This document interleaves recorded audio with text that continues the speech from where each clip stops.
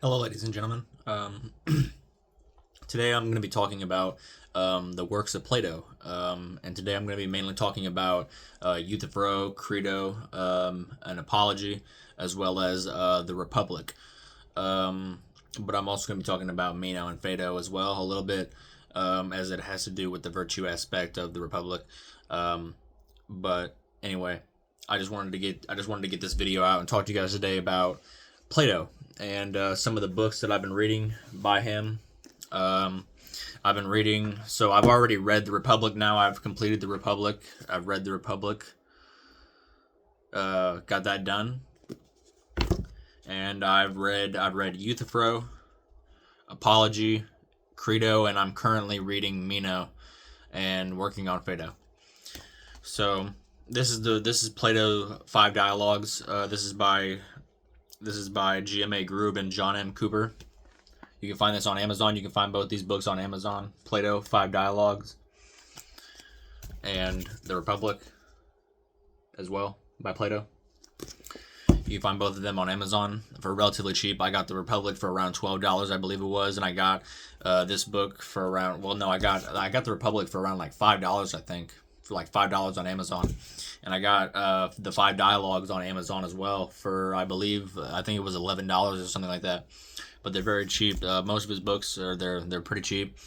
Um, well, sorry, I should say most translations. Most of the translations, most translations are pretty cheap, so that's pretty good. Anyway, so I wanted to talk to you guys today about mainly the Republic because I just finished reading it. Um, but I also wanted to talk to you about the Five Dialogues that I've been reading as well. So basically, the Republic, it's basically right. It's this long like work of Plato that Plato's laid out where Socrates and some other characters in the house of what is it, the house, Socrates and a couple other characters. They're at one of Socrates' friends' house, I believe. Let me see the name. I should know this because I just read it. But yeah, the scene is set in the house of Cephalus. It's set in Cephalus's house, and at the Piraeus. So Socrates is the main narrator, obviously, and then he's talking to Glaucon. He's talking to Glaucon and Adamantus and Cephalus and all these other guys about what essentially would be the ideal state and who would be ruling this ideal state. And Plato lays out essentially three classes of people in the ideal state. You would have the philosopher kings, which would be the rulers, the guys who have all the wisdom and have all the knowledge, and they're just really they're super smart, and they're the rulers. And the reason why they're the rulers is because they're the wisest, and they're the philosopher kings. They're the wisest, and they have the most knowledge, and they're most appropriate for serving. And then next you have the soldiers, you have the warriors, and then you have the producers, which are the people who produce like the crops and then like tend to the basic jobs and all that. So those are the three classes. You have the philosopher kings, which are the rulers, the soldiers, and then the producers. But one thing that he talks a lot about in creating this ideal state is like how just a person would need to be, like how a person would need to be in their in their virtue aspect of how good of a person are they, and how good are they at serving their people and serving their country, how loyal to their country and to their people are they, but also like how good of a person are they. It goes into detail about that a lot, because it's talking about the people needed to rule this state, right?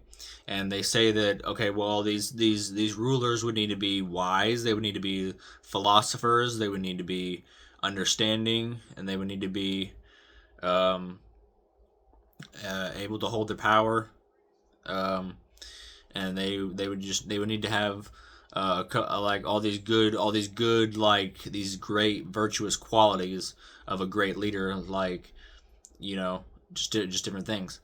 But and the cool thing actually about the cool thing actually about the republic is in the end of it, it actually talks about a little bit about like a near like an after death experience, about like what happens like after we die. And essentially it says that like the people who lived the most virtuous lives would would would go up, and they would rejoice in love and happiness, and they would be they would be sent they would be sent back into a life that would correspond to how well they were in their original life. Or if they didn't lead a virtuous life, if they were evil and wicked, and sorry, that's a plane. If they were evil and wicked, and they weren't a just person, they were an unjust person, then they would burn in hell. So, um, and it talks about it goes into this for quite some time in these couple of pages about it. It talks about the soul a lot.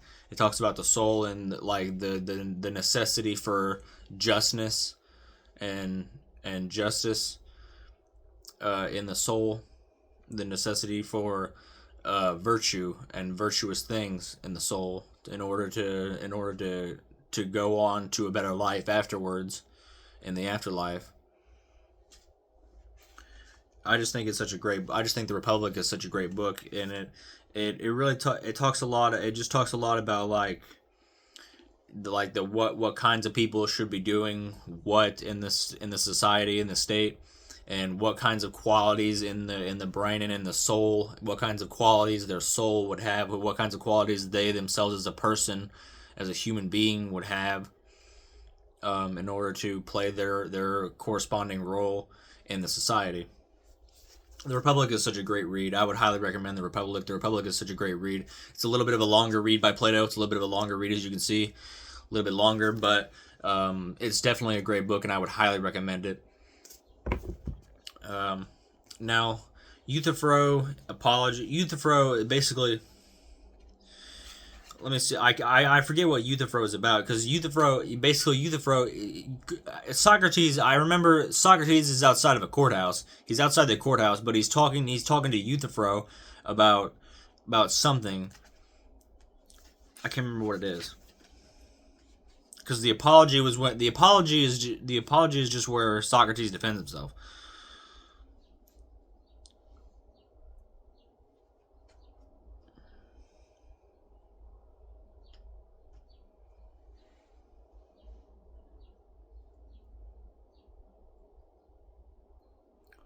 The nature it's okay. It's the nature of piety.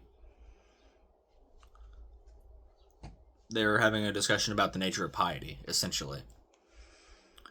But yeah, so in Euthyphro, Socrates is outside the courthouse, and he's talking to Euthyphro about the nature of piety, and then in Apology, it's kind of interesting, because in Euthyphro they talk about in Euthyphro, before Socrates goes to court, they talk about the nature of piety, and the aspects of piety and all this, and what makes a person pious and unpious.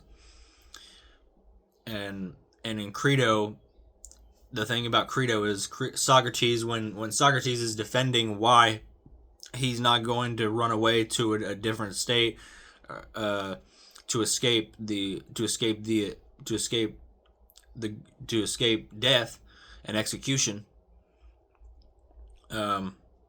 He basically says like, oh well, how honorable would it be for me to leave my city and all that, after they took care of me and my family for so long. I have an honor to uphold to my city, because I said that my city was great enough for me to have my kids there and for me to live there.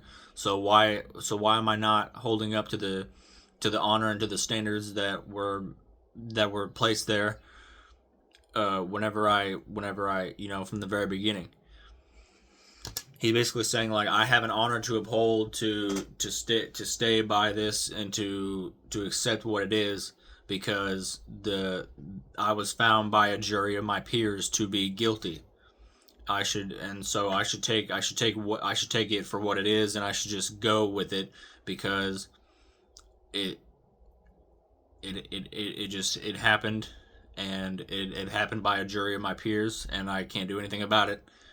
And so, and I owe a justice to my city. The city protected me and my children for a long period of time, and they housed my children, and they my children were on their land. So I have a certain justice to uphold to the state, to say, okay, well, I'm gonna go through with that. I'm gonna stay in prison, and I'm gonna go through with the execution. And Credo is just dumbfounded by this, but he's like, okay, I accept this. But that's kind of that. I haven't. I've been reading Mano, and Mano is basically just